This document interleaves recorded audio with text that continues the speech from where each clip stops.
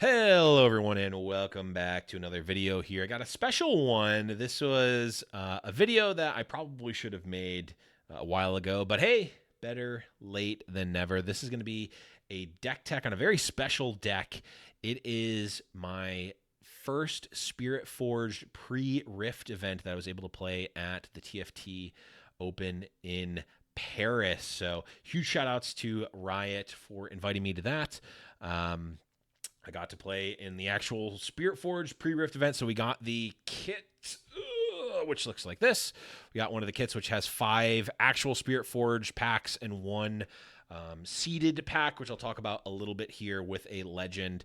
You can check out the website for all the details on those. Those are publicly available details. But without further ado, let's jump in and take a look. And I apologize up front about the lighting. I don't have a good way currently to make this lighting not trash, so I'm just going to do the best that I can to explain what's going on. So as you can see here, we got Lucian. It's going to take a second for me to figure this out. We got Lucian Purifier as our legend for this deck. And as you can kind of see here, it's a little bit of a small equipment theme. It's got a lot of interaction, and it's got 2 punch firsts. So it kind of doesn't matter what else. We got the 2 punch firsts here. But wanted to talk a little bit about the deck, a little bit about my thoughts on Spiritforged and all that. So let's talk a little bit here. So starting off, we got Lucian, who, of course, you know, gives all of your equipment, gives your units Assault 1, so just makes you a little bit better at attacking. I'll pause there for a second to talk a little bit about the seeded packs. So you get 5 regular packs of Spiritforged, and you get 1 seeded pack. The seeded pack has a guaranteed legend in it. Mine was Lucian in this case, and then it has a bunch of cards in not only the domains of that legend, but also just useful cards. So I'm pretty sure there was one of the punch firsts in that Lucian seeded pack. I would imagine a bunch of these equipments probably, I don't remember exactly what card was in it, was in the seeded pack, but you know, like the angle shot was probably in there. A bunch of these cards that are equipment themed were likely in that Lucian seeded pack, and also notably has the chosen, the rare chosen champion. At least it did in mine. I would assume that all of them have the rare chosen champion in them. So you, as far as I know, it can be any of the legends from Spiritforged. So you've got, you know, your 1 in 12 chance to get Lucian, or any one of the specific ones. So talking a little bit about this deck. So I've got, let's just get the elephant in the room out of the way. I did, if you didn't see it, I opened the world first signature Yone in English. And I did, in fact, use him as my chosen champion. I cast him every game that I played, and he was great and awesome and shiny. So he's there. He's up in the top, and he was played every game. I do think Yone is really good. Oh, another thing to note. Sorry, here I'm jumping around. Every single pre-release kit, regardless, or pre-rift kit, regardless of which seeded pack you get, gives you a Yone promo. It's always this promo. I'm at least quite confident in that. I did not see any other promos, and there were 8 of us there, so I believe everyone gets that. And the Riot employees at least told us that we could play that. So if you find out, you're like, technically you're not allowed to play the pre-release promo. We were told that we could at the time. So if anything is factually incorrect about it, just know that it was because that was what we were told at the time, and the rules were a bit. It was a casual event, so we were not taking anything too super hyper seriously. So, yeah, so I had Yone as my chosen champion. You do get that sort of built-in combo of the legend and the chosen champion in your seeded pack. So I would imagine a lot of people are doing that, but I mean, come on. I was obviously going to use that as my chosen champion. So I had played a decent amount of sealed for Origins that weekend, and I had played a couple beforehand, so I had a kind of an idea of what I wanted to do. I wanted to be a bit more aggressive. So I'm looking at in regular Origins, I'm looking to have 5 to 6 2-drops in my deck so that I've got a pretty good shot at having a turn 1 play. getting on the board early is very important in sealed, especially. So as you can see here, I've got 4 2-drops here. I've got 2 Gem Jammers and 2 Veteran Poros. They were all they were basically the same. I just wanted stuff to play on my first turn.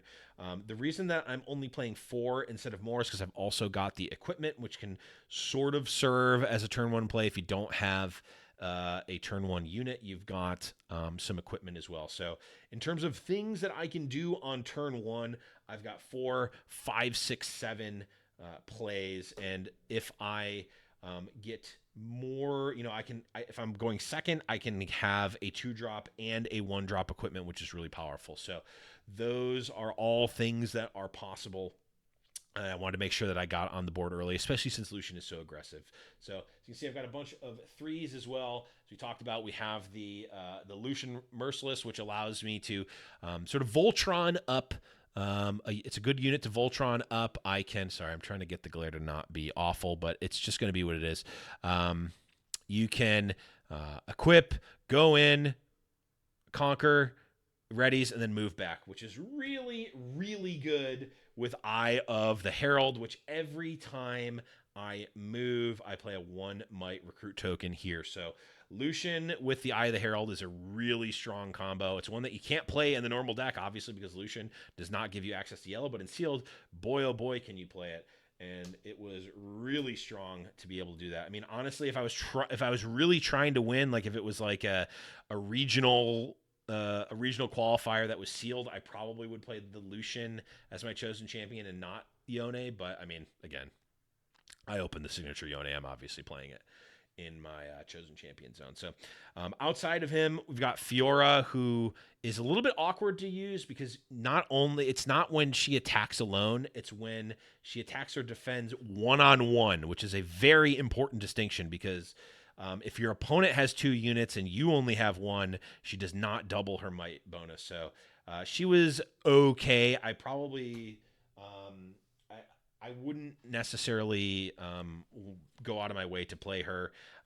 Buru Captain is 3 and a power for a 3 might unit. You can give it a buff or draw a card. Decent. You don't have a lot of access to card draw in sealed, so that's pretty good. We've got a vanilla here, 3 might, 3 energy with ganking. Again, a decent body with ganking is a really good ability to Voltron up and just move back and forth, score a bunch of points. Very strong. And then we've got the Zon Punk, which says when you may kill a friendly gear as an additional cost to play me, and when you play me, if you pay the additional cost, kill the gear. So this is just a good, it's 3 energy, 3 might, which is already okay. You're able to essentially throw one of your equipment at your opponent so they have a really good equipment, and you don't need your Warmog's armor or whatever. You have the ability to, or a gold token or something. You can trade a gold token into one of their real pieces of equipment or gear, and it's really quite good. Last couple cards here. We have the Yordle Explorer, which is 4 might, 4 energy. When you play a card with 2 power costs, you draw a card. Really good with 2 punch firsts. And basically that's it. I guess I also have Riposte, which I'll talk about here in a second. And then Royal Guard is just 4 energy for a 2 might unit, and you get a 2 might Sand Soldier as well. So 2 different bodies to bounce around and equip to. Really quite strong. And for the high end here, we had the Yone. The second Yone had to play them both. Yone is really quite annoying because to play against, because when you play the Yone, when the Yone's in play, your opponent then has to really decide where they want to house their units. Like, do they want to, keeping your units on a battlefield if you don't have to is a risky gambit, especially when I have all these pump spells and equipment. But if you leave the battlefields open and just plan to trade Conquer for Conquer, I'm killing your units in the back line with Yone. So Yone is an interesting, presents an interesting problem for your opponents that is not really evident or present in Origins. And then last unit here is Sand Shifter, which is a 5 might 2 power, 5 energy 2 power unit for 6 might. This is when you play me, you may kill a unit with 3 might or less. Very strong, sort of Flame Tongue Kavu level card if you are coming from Magic there. So In terms of spells here, I won't go over all of them. I've got a bunch of, I've got a few different pump spells here, which were quite decent. I've got the angle shot, which allows me to move equipment around at at reaction speed. I've got strike down as a removal spell, as well as drag under another removal spell, and then riposte is Fiora's signature spell, but you don't need to actually be running Fiora to use a signature spell in sealed. As long as two of the colors that you're running are the same two colors of that signature spell, you can play the card. And let me tell you, riposte is amazing. So choose a friendly unit and a spell, counter that spell, and give that unit plus might equal to that spell's energy cost. A few of the people that I played against, myself included, thought that the spell needed to target the unit to counter it. That's just not the case. You can counter any spell, does not matter. So this card is absolutely busted, and in Constructed, you can only play it in Fiora, but in Sealed, if you are playing orange and yellow, you can play it regardless of what your champion is, and it is worth playing if you can. Again, the 2 punch firsts here, 1 energy, 2 power to give plus 5 might to a unit at action speed. Really, really hard to play around in general. Really even harder to play around in sealed. And the 3 equipment I have, we've got the Doran's Blade, which just gives plus 2 might. The Eye of the Herald, which I already talked about. When you move, you get a recruit, and then Warmog's armor is 1 energy, 1 to equip, gives plus 1 might, and when you conquer, buff me. So just a cheap equipment. Again, all of them also have the hidden text from my legend that says it also grants assault 1, so all my equipment are very good in general. Outside of that, I got 3 battlefields here. The first one is Treasure Hoard. It says when you conquer, you may pay 1 to play a gold gear token exhausted. Again, high power cost in this deck.